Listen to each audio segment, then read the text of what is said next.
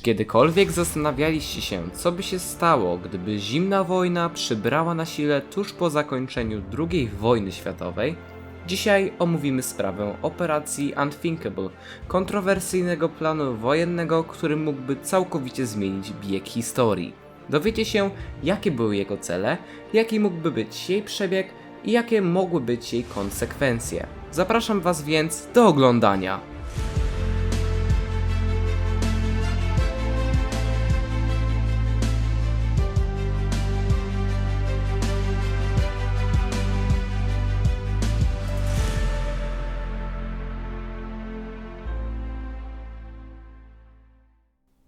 Jest wiosna 1945 roku. Druga wojna światowa powoli się kończy, a czas upływa w poczuciu niepewności i strachu przed najbliższą przyszłością. W lutym tego roku wydarzyła się konferencja jałtańska, inaczej nazywana krymską, która była spotkaniem Wielkiej Trójki. Przywódcy ZSRR, prezydenta USA i premiera Wielkiej Brytanii. Zapadły na niej ostateczne rozstrzygnięcia w sprawie III Rzeszy Niemieckiej. Ten trzeci, Winston Churchill, najbardziej nie zgadzał się z przywódcą Związku Radzieckiego. Sowieci w zajętych przez nich krajach, w tym w Polsce, nie pozostawiają żadnych wątpliwości co do ich intencji, ponieważ instalowano tam sowiecki reżim, co potęgowało niepokój Brytyjczyków. Churchill nie mógł protestować przeciwko krajom uznanym za sowiecką strefę wpływów na konferencji, lecz tak zamierzał coś z tym zrobić. Polska była sojusznikiem aliantów i zgodnie z konferencją w Jałcie decyzje o jej przyszłości powinny zapadać w wyniku wolnych, demokratycznych wyborów, a nie zgodnie z życzeniami kremlowskiego dyktatora. Dlatego w kwietniu 1945 roku Winston Churchill poprosił swój personel o przygotowanie planu wojny prewencyjnej przeciwko Związkowi Radzieckiemu. Ocena szans powodzenia operacji nie dawała jednak wielu nadziei. Ale żeby zrozumieć dlaczego, musimy dowiedzieć się, co tak naprawdę przewidywała. Plan zakładał zaatakowanie Związku Radzieckiego przez Sojusz Zachodnich Aliantów, czyli przez Wielką Brytanię, Stany Zjednoczone oraz inne kraje zachodnie we współpracy z polskimi, czeskimi i rumuńskimi oddziałami wojskowymi w celu osłabienia wpływów komunistycznego ZSRR i przywrócenia kontrolowanych przez aliantów rządów w Europie Wschodniej okupowanej przez Armię Czerwoną.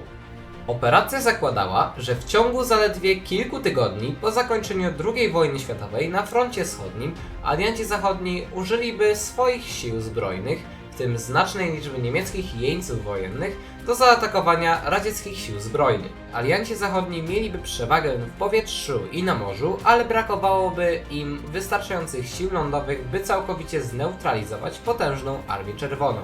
Mimo to Wielka Brytania wierzyła, że radzieckie społeczeństwo, wyczerpane długotrwałym konfliktem i wojennymi stratami, mogło być osłabione, co stworzyłoby możliwość osiągnięcia sukcesu w operacji. Czy operację zrealizowano? Odpowiedź oczywiście brzmi nie. Dlaczego? Operacja Unthinkable została odrzucona przez większość dowódców wojskowych i polityków wśród aliantów zachodnich, ponieważ uznano ją za wysoce niebezpieczną i mało realistyczną. Zimna wojna rozpoczęła się krótko po tym, a stosunki między wschodem a zachodem stały się napięte, co doprowadziło do podziału Europy na dwie strefy wpływów: blok zachodni i blok wschodni. Jak już wiemy, nie została wdrożona z powodu niebezpieczeństwa, z jaką by się wiązała. Teraz przyjmijmy jednak inny scenariusz. Co gdyby jednak tak nie uznano i faktycznie wykonano tę operację? Jest początek lipca 1945 roku. Wiele miast jest w gruzach po II wojnie światowej. Nagle na tereny okupowane przez ZSRR wchodzą wojska aliantów. Przyjmijmy, że Związek Radziecki nie wiedział o dziwnym przemieszczeniu się wojsk Zachodu. Nikt się tego nie spodziewał. Zachodni alianci zaatakowali Związek Radziecki. Teraz jednak wyobraźmy sobie, jak mógłby wyglądać przebieg takiej wojny. Przebieg konfliktu wynikającego z operacji Unthinkable byłby skomplikowany, dynamiczny i potencjalnie nieprzewidywalny. Przedstawiam przykładowy scenariusz, jednak należy podkreślić, że jest to tylko hipotetyczna spekulacja. Pierwsza faza. Początek konfliktu. Siły alianckie zaatakowały pozycje radzieckie na terytorium Europy Wschodniej. Sowieckie oddziały prawdopodobnie zaczęły później odpierać te ataki i kontrolować w różnych regionach. Możliwa jest też szybka reakcja Armii Czerwonej, która spowodowałaby przesunięcie frontu w kierunku Europy Zachodniej. Radzieckie siły lądowe w takiej sytuacji przeprowadziły kontrofensywę, próbując odepchnąć aliantów zachodnich i odzyskać utracone terytoria. Druga faza. Wykorzystanie broni jądrowej. W miarę eskalacji konfliktu strony mogłyby rozważyć użycie broni jądrowej.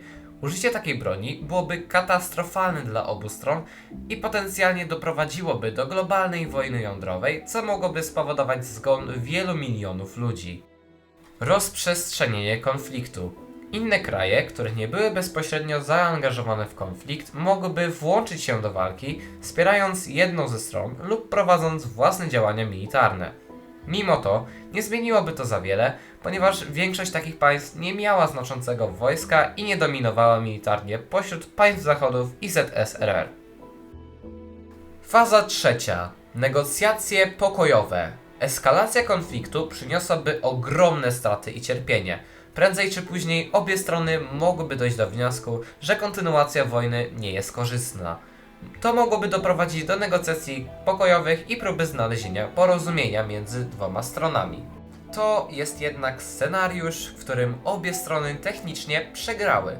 Teraz jednak krótko powiem o skutkach w przypadku wygranej aliantów lub bloku wschodniego. Zacznijmy od wygranej aliantów. Rozbiór Związku Radzieckiego. W przypadku zwycięstwa aliantów zachodnich, Związek Radziecki mógłby zostać podzielony na strefy wpływów, podobnie jak Niemcy po II wojnie światowej. Prawdopodobnie wydarzyłby się rozpad ZSRR, przez co powstałoby wiele państw. Rosja, Ukraina, Białoruś, kraje bałtyckie, kraje Kaukazu oraz kraje w środkowej Azji. Państwa, które istniały przed II wojną światową, odzyskają niepodległość i nie będą trudzić się z komunistycznym reżimem. Będą lepiej rozwinięte i zintegrowane z zachodnimi państwami. Jednak nie wszystko będzie pozytywne w tym zakończeniu. Pomijając już fakt, że państwa będą miały ogromne straty, będzie trudniej je naprawić, ponieważ rozpad Związku Radzieckiego tuż po II wojnie światowej spowodowałby o wiele mniejszą konkurencję międzynarodową. Blok wschodni i kraje zachodu rywalizowały ze sobą poprzez postęp. Jednym z tego skutków był właśnie szybszy rozwój technologii.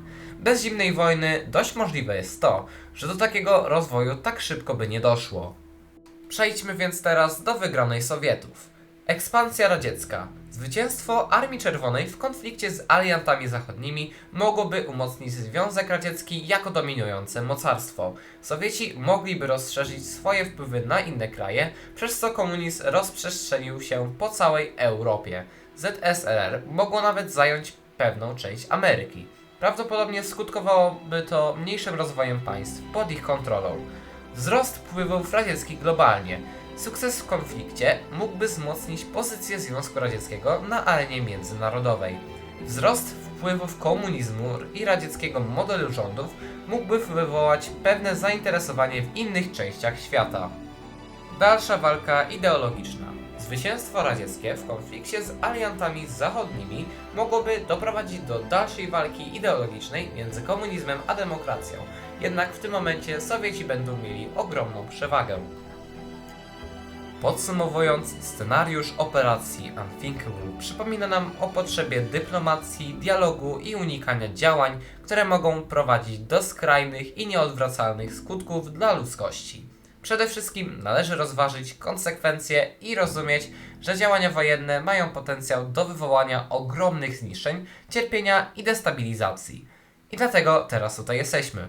Operacja nie wydarzyła się, blok wschodni upadł bez żadnego konfliktu zbrojnego. Gdyby się wydarzyła, nasze życie różniłoby się od teraźniejszego. A więc takim sposobem doszliśmy do końca tego materiału. Zachęcam Was do zasubskrybowania, jak i polubienia tego filmu, jeżeli Wam się spodobał. Napiszcie komentarz, co myślicie o jego wykonaniu lub też o samej tematyce filmu. Zapraszam również na inne filmy na moim kanale. Dziękuję i mam nadzieję, że zobaczymy się w kolejnym odcinku, a ja Was żegnam. Cześć!